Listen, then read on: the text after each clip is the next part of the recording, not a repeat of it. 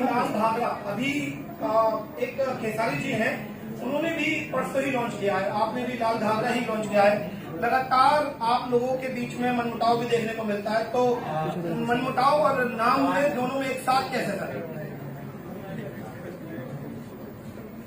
मनमुटाव तो मैं करता ही नहीं हूँ। हम सब लोग भाई हैं और भाई ही रहेंगे।